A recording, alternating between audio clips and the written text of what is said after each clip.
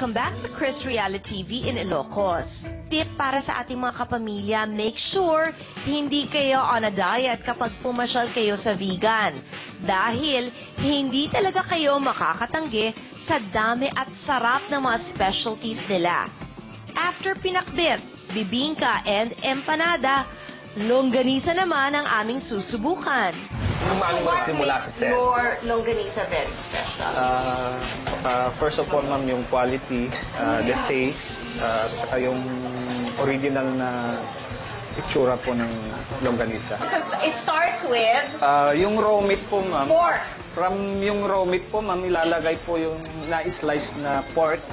Ito po, ilalagay siya. Yun na yun. So na siya, lalabas na po yung ground pork. And after that, So, ito yung grinder. opo, ito po yung grinder, sir. Tapos paglabas niya, ita-transfer natin dyan sa meat mixer. Then, Tapos, yung ingredients po natin. dito, Ito po yung yung ground Garlic. na garlic. anong ginawa dun sa garlic? Na smash po siya. Smash. Na garlic. Okay. And then, salt. Asin. Daming salt. Salt. Rock salt. Oo. Tapos sugar. Dami din sugar. Importante yun. Sugar, salt, garlic. Yeah. Tapos yung Pepper. Pepper. Okay. Ganun. Yun. Yung kwan po natin na Secret. glutamate yung sodium. MSG. Konti So- lang po. Tapos soy sauce. Soy sauce. Apo. Tapos papaganahin po yung kwan mixer. Ma'am, excuse. Tumatasik ba yan? Baka. Hindi naman. Okay.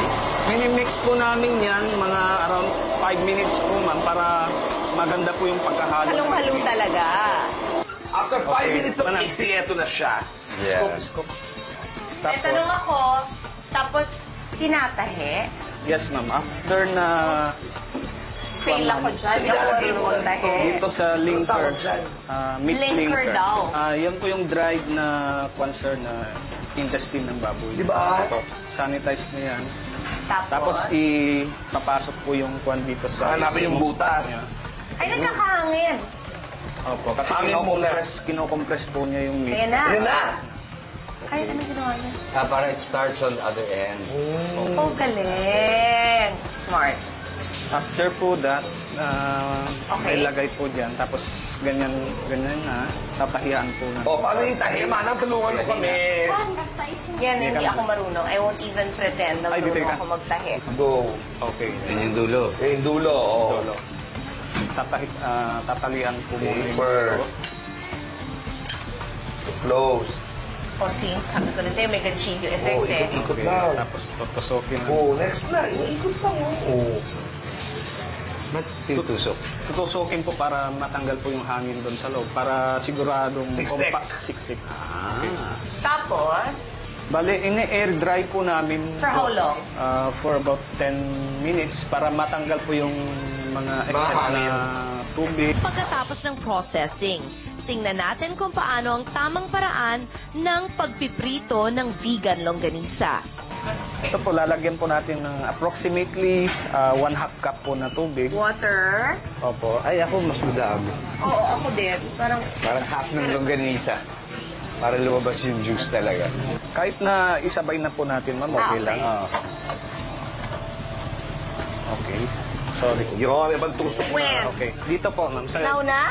Yes, Di ba ma'am. dapat Di ba dapat kumulo muna? Ma'am, pagka kumulo kasi baka tumalsik yung... So, nauna. Kaya bago po lumubo yan, kailangan po... Oh, sige, mali tayo. Ako rin eh, akala ko Dapat pala bago yun. lumoko. Sorry. Oh, mali pala tayong lahat. Naku, alam mo, may mali din ako pagluto ng longganisa nung araw. Tinamad ako. Ginawa ko yung gano'n. Yung parang ginagawa ng mga chef para babalik talaga. Ang tawag doon. Tinos ko. Ito, may mapa akong ngayon dito. Dahil sa longganisa yun. Tumalsik yung mantika sa akin. Tanga-tanga rin ako. Magandala ako pero hindi ako matalino. Ako both. Pero Ganda sa'yo, na matalino ka. ikaw na.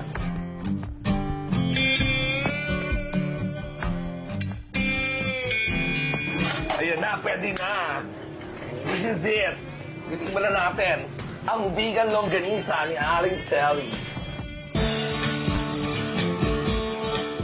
Gusto ko yung tutong-tutong which is bad Oh, yung sama yun. Alam ko nga, masama yung tutong-tutong.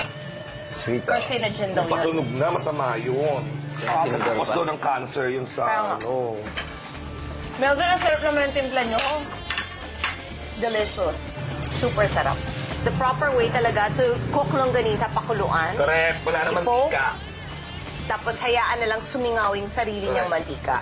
Thank you so much,